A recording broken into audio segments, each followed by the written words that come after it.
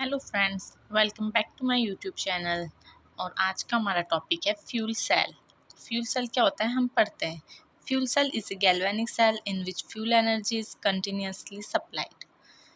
H2O2 fuel cell हम देखते हैं इस तरीके से होता है। एनोड, कैथोड, O2, यहाँ से H2 दोनों साइड से निकलती है। ग्रेफाइट इलेक्ट्रोड्स, इलेक्ट्रोलाइटिक आयनिक रेजिन यहाँ पे होता है। एनोड पर ऑक्सीडेशन होता है, 4H+ बनता है।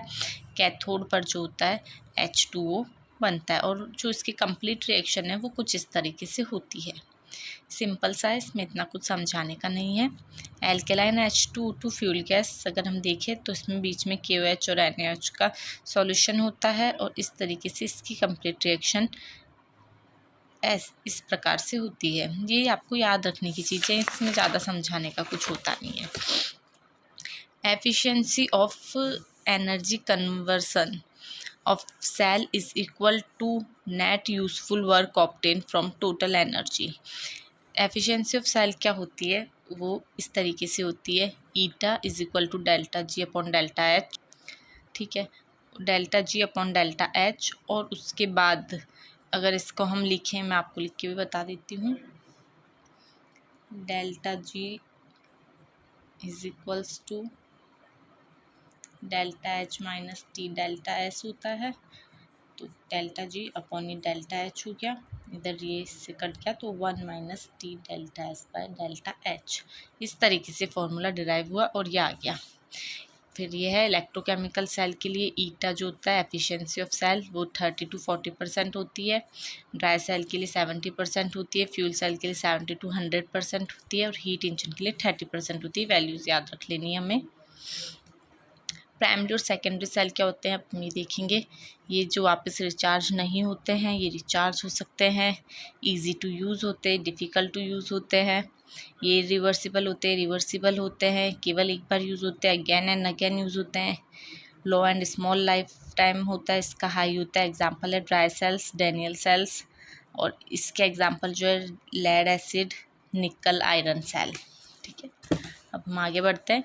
अब है इलेक्ट्रोलाइटिक सेल। इलेक्ट्रोलाइटिक सेल क्या होता है? Device which convert electrical energy into chemical energy called electrolytic cell. अब ये एनोड है, कैथोड है, कॉपर सल्फेट ले लिया। सिंपल सी इलेक्ट्रिक को केमिकल एनर्जी में बदलता है वो इलेक्ट्रोलाइटिक सेल होता है। ठीक है, conductor, metallic conductor, electrolytic conductor, metallic conductor due two electrons होता है। इलेक्ट्रोलाइटिक होता है वो फ्लो ऑफ आयंस के कारण होता है।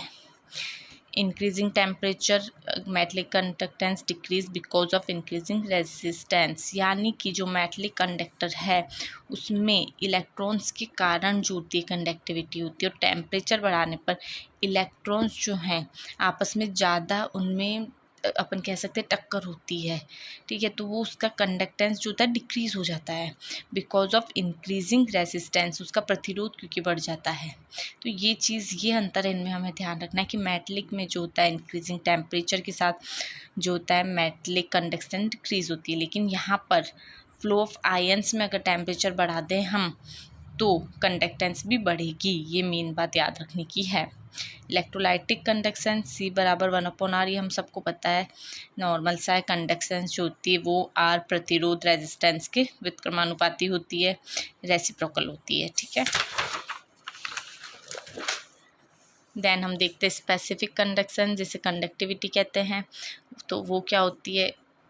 ये जो होती है 1/ρ जिसे हम कहते हैं। ठीक है, स्पेसिफिक रेजिडेंस जो होता है इसके व्युत्क्रमानुपाती होती है। ठीक है, अब R जो होता है इस प्रोपोर्शनल टू L बाय, यानी कि लंबाई जितनी बढ़ेगी प्रतिरोध उतना बढ़ेगा और एरिया जितना ज़्यादा होगा प्रतिरोध उतना कम होगा। ये हम जानते ही हैं। R इक्वल टू ρL/A, 1/ρ बराबर 1/R L/A। इस तरीके से हम इसको सॉल्व करेंगे तो इसको कप्पा बोलते हैं। कप्पा बराबर 1/R L/A ये हो जाता है। इसको C पीछे हमने देखा था और L/A सेल कांस्टेंट, तो कप्पा बराबर C इंटू सेल कांस्टेंट हो जाएगा। ठीक है, तो ये हमारे पास फॉर्मूला निकल गया है कप्पा बराबर सेल कांस्टेंट अपॉन R। जो कप्पा होता है 1/ρ होता है। ठीक है, ये बात अपन को ध्यान रखनी है। और C बराबर जो होता है 1/R होता है। ये कंडक्टेंस होता है, ये रेजिस्टेंस होता है, प्रतिरोध होता है, ठीक है। और ये जो होता है स्पेसिफिक होता है, ये भी स्पेसिफिक हो जाता है, ठीक है। तो इस सिंपल से फॉर्मूलाज है जो हम 11 12 इनमें पढ़ भी रखे हैं, ठीक है। अब एक नोट पे हमें ध्यान देना है कि ये नोट है, increasing dilution degree of dissociation increase, so conductance is increase but conductivity यानी कि स्पेसिफिक कंडक्टेंस जो होता है वो डिक्रीज होता है because of number of ions per litre decrease due to dilution. तो ये चीज़ हमें ध्यान रखनी है, डाइल्यूशन बढ़ाने पर कंडक्टेंस तो बढ़ता है लेकिन जो स्पेसिफिक कंडक्टिविटी होती है वो डिक्रीज होती है।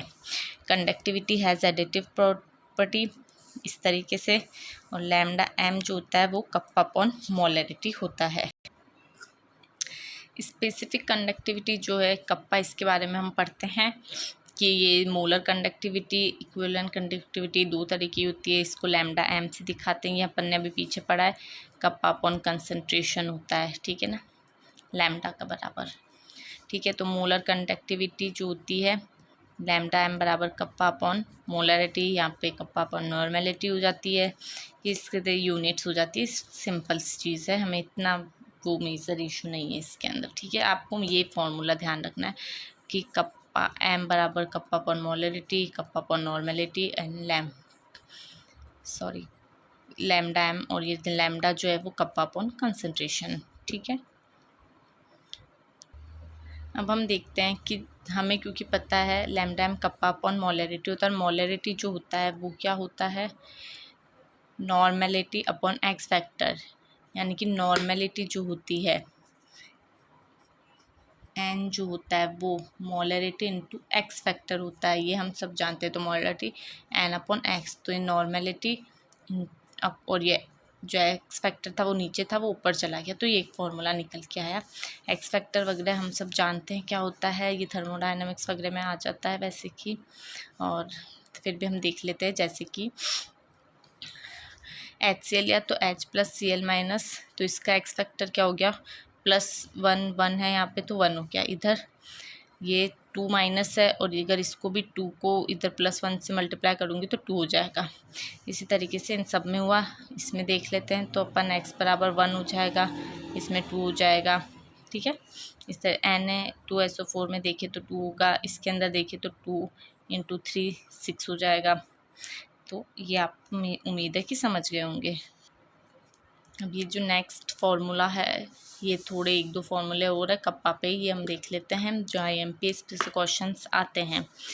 K salt is equal to K solution minus K water, but K solution is greater than K water होता है। Specific conductance of electrolytes at infinite dilution, तो ये मोलरिटी के लिए होता है N plus lambda plus infinite, ये माइन इक्विवेलेंट के लिए सिंपल होता है, ठीक है। चीज़ आई थिंक आपको समझ आ गई होगी। इक्विवेलेंट के लिए हम देखें तो ये जो अगर अपन को दे रखा है मोलरिटी के रूप में, तो अपॉन में ये जो आ जाएगा charge on cation, charge on anion, और यहाँ पर जो एन है वो numbers of cation, numbers of anion है, ठीक है। ये हो गया फॉर्मूला। इसके बाद एक ये फॉर्मूला है जैसे कि lambda equivalent is equals two upon x factor वाला मैंने आपको पहले ही बता दिया है, ठीक है। तो अगर इस क्वेश्चन को हम सॉल्व करके देख लेते हैं, आप लोगों को समझ आ जाएगा। एक क्वेश्चन है कि अपन को लैम्डा Na+ दे रखा है, SO4- दे रखा है, तो लैम्डा एम अपन जब निकालेंगे तो लैम्डा एम जब निकालेंगे तो Na+, और ये फॉर्मूला रखा 2 × 51 × 60 इस तरीके से आ जाएगा।